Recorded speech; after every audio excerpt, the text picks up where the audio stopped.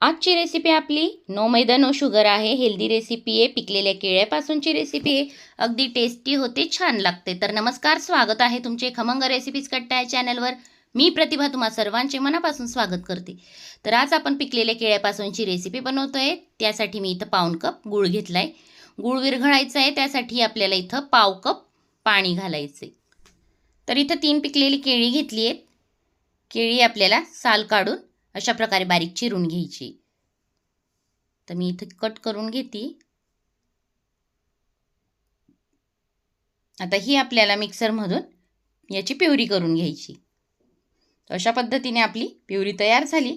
इथं मी 1 कप गव्हाचं पीठ घेतलंय, पाव कप तूप घेतलंय.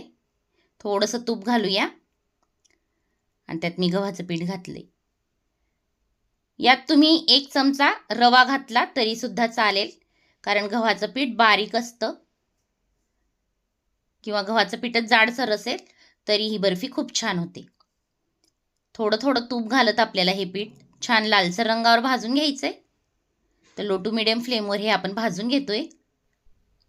तर 8 ते 10 मिनिटावर हे आपल्याला लो टू मिडियम फ्लेमवर भाजून घ्यायचंय. ह्या रेसिपीत आपली केळीही वाया जात नाही आणि रेसिपीही छान होते, टेस्टी लागते, शिवाय हेल्दीसुद्धा आहे. तर इथं बघा आपलं पीठ छान असं लालसर रंगावर भाजलंय. जी केळ्याची प्युरी केली होती ती यात घातली आहे. आता लो टू मिडियम फ्लेमवरच हे छान भाजायचं आहे, जेणेकरून केळ्याचा कच्चापणा जाईल.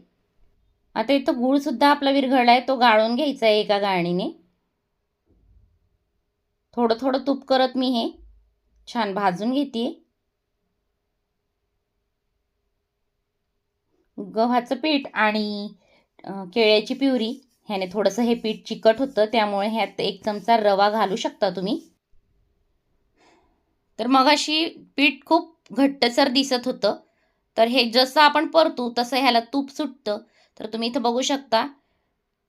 व्यवस्थित मिक्स करत मी 4 ते 5 मिनटं केळी घातल्यानंतर हे मंद आचेवर परतून घेतले. तर अशा पद्धतीने आपलं छान हे जे मिश्रण आहे ते मिक्स झालं आहे.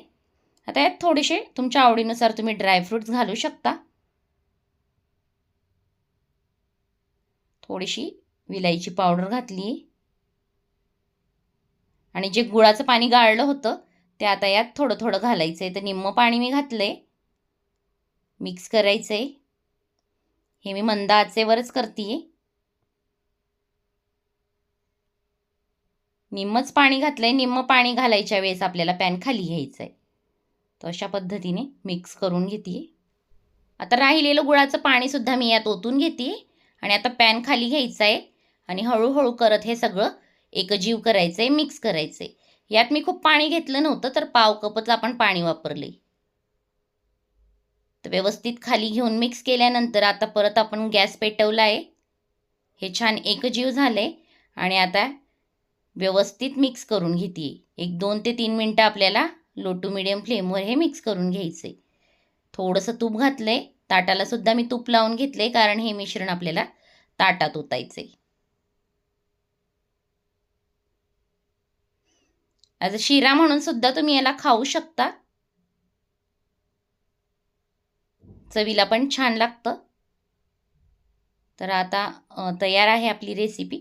इथे मी ताटात ओतून घेतली. व्यवस्थित पसरून घ्यायचे. सहजरित्या हे छान प्लेन होतं. अशा पद्धतीने मी उलथण्याने ह्याला प्लेन करून घेते. तर स्क्वेअर शेपमध्ये आपल्याला हे करून घ्यायचे. तुमच्याकडे एखादी ट्रे किंवा स्क्वेअर टिफिन वगैरे असेल, त्यात तुम्ही हे सेट करू शकता. तर मी हे ताटातच सेट करून घेतले. तुमच्या आवडीनुसार ह्याला वरून तुम्ही ड्रायफ्रूट्स लावू शकता. दिसायलाही छान दिसतं आणि टेस्टलाही खूप छान लागतं. तर अशा पद्धतीने आपली ही रेसिपी तयार झाली आहे. तुम्ही पाहू शकता. आता हे थोडंसं गरम आहे, तोपर्यंतच मी याला कट लावून घेते. तर सुरीच्या साहाय्याने आपण हे कट करून घेऊया. तुम्ही तुमच्या आवडीनुसार लहान मोठ्या साईजमध्ये हे कट करून घेऊ शकता.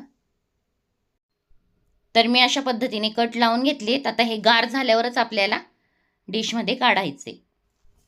आता हे 1-1.5 तासानंतर व्यवस्थित थंड होऊन जाईल. तर तुम्ही इथं बघू शकता व्यवस्थित थंड झाले आणि ह्यातल्या 2 वड्यासुद्धा गायब झाल्या. तर हे मुलांनीच खाऊन टाकलेत. बर्फी टेस्टीच होते ही. तर अतिशय छान तुम्ही बघू शकता इथं आपली बनाना बर्फी तयार झाली आहे. सहजरित्या ह्या वड्या निघतायत. तर अगदी टेस्टी बनाना बर्फी रेडी आहे. व्हिडिओ आवडला असेल तर लाईक करा, शेअर करा. चॅनलवर नवीन असाल तर चॅनलला सबस्क्राईब करायला विसरू नका. पुन्हा भेटूया अशाच नवीन व्हिडिओत नवीन रेसिपीसोबत. तोपर्यंत बाय.